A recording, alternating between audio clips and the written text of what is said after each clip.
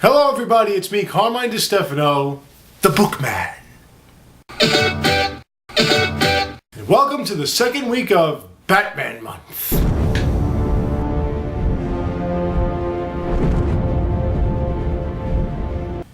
In 1940, DC Comics decided to come up with an arch nemesis for the Caped Crusader. They were inspired by a silent film known as The Man Who Laughs. And they came up with a brilliant, sadistic, psychotic anarchist who liked to challenge Batman, push people to the limit before killing them. Over time, he was dumbed down to a goofy clown prince, but still a psychotic killer. Then in 2008, the Nolan brothers promised us a return to the original Joker in a sequel from Batman Begins called The Dark Knight. Would this sequel deliver its high expectations? Well, let's take a look at it together, shall we? Movie opens with a bank heist run by a bunch of masked clowns who systematically get picked off one by one until there are only two left. No. I killed a bus driver. There's something a little odd about that murdering, thieving masked clown. The other two thieves get killed, and this guy talks some trash, and that's when we find out that I believe whatever doesn't kill you simply makes you stranger. Now Gotham City has changed, and criminals are running scared, and drug dealers have to deal their drugs with the Scarecrow. However, it's okay, because Batman's on the... Wait, that's not Batman. Alright, there he is. And he saves the day. Then he meets with Lieutenant Jim Gordon at the 5th mob bank that got boosted by the Joker, and they say they need to employ the services of the DA. DA being Harvey Dent, who is handsome, smart, quick, strong, and heroic, and is also seeing Rachel Dawes. Later that night at a fancy restaurant, Harvey Dent brings Rachel Dawes, Bruce Wayne brings, oh my god. And the answer is...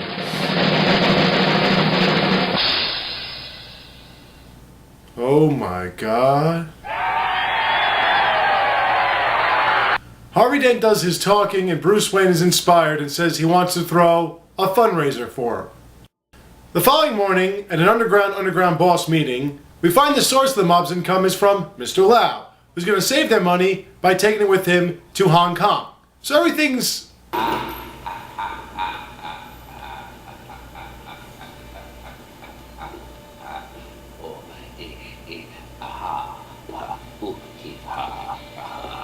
I thought my jokes were bad.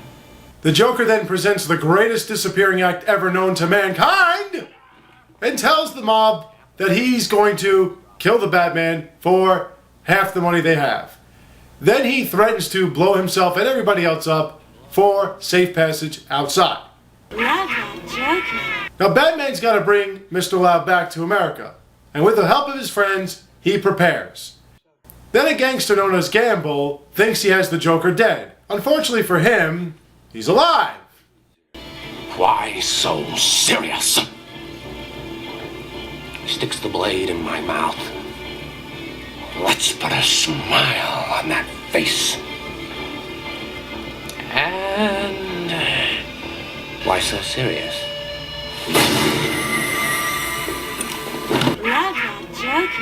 Joker then recruits new members by making them kill each other with a broken pool cue. In Hong Kong, Batman retrieves Mr. Lau in the coolest method anyone could conjure up and brings him back to Lieutenant Gordon. Lieutenant Gordon and District Attorney Harvey Dent then arrest every mob boss and member in the entire city and put him in jail. Everything seems to be going great until... Hey! Now how did that happen? This video by the Joker broadcast on the news will give you all the answers you need. People will die. Starting tonight. I'm a man of my word. Damn. That night at the fundraiser, the Joker crashes the party looking for Harvey Dent, and instead gets Rachel Dawes, and he threatens her. But Batman quickly swoops in and saves the day. However, the Joker pushes him to the limit by throwing her out the window, and Batman quickly jumps to her aid. The next morning, at a memorial for the fallen Commissioner Loeb, A plain-faced Joker tries to kill the mayor, but instead, apparently, kills Lieutenant Gordon. In search of the answers he's looking for, Harvey Dent pulls his Two-Face stick on one of Joker's henchmen. But the Batman stops him and tells him to call a press conference the following morning so he can turn himself in. So Harvey Dent does. Instead of Bruce Wayne turning himself in, Harvey Dent takes the fall, in order to set up the Joker to come out of hiding and get captured by the Batman. And throughout all this mess, the Batman gets his tumbler shot down by the Joker, but then ejects this beautiful piece of machinery out from the tumbler and chases down the Joker some more.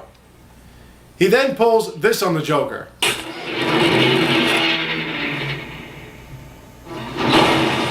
Holy shit! How did he do that? Then the Joker challenges Batman to run him over, but he doesn't. Instead, he incapacitates himself and leaves Joker vulnerable to be caught by Lieutenant Gordon, who's still alive. The mayor then promotes Lieutenant Gordon to Commissioner Gordon.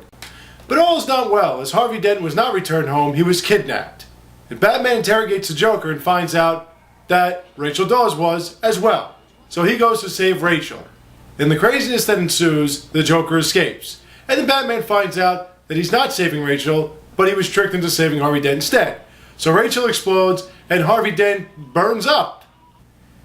Gives new meaning to Harvey Dent's on fire. But it can't really be all that, it's much worse.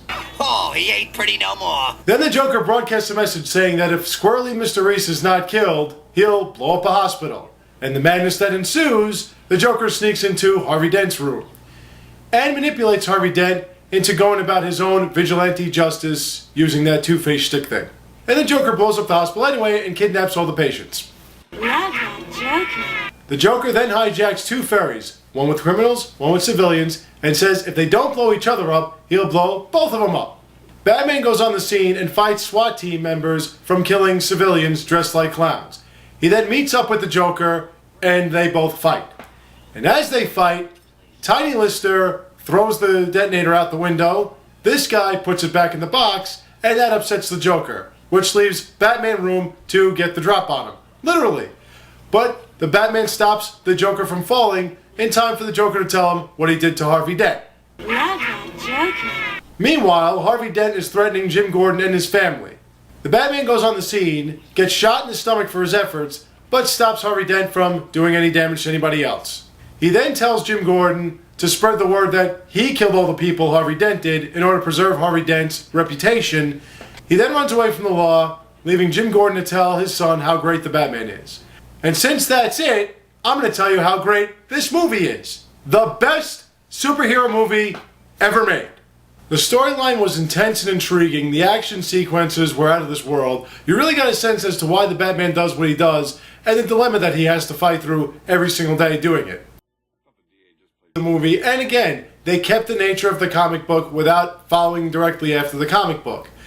And how about Heath Ledger as the Joker? There's very little more I can say that would add to what everyone else has said. He was gripping, wicked, vicious, cruel, frightening, and overall entertaining. You had to watch him every single second of the movie. His performance turned a great movie into legendary status. I thank you all for watching. I'll have more for you soon to come, so stay tuned, take care, and have a great day.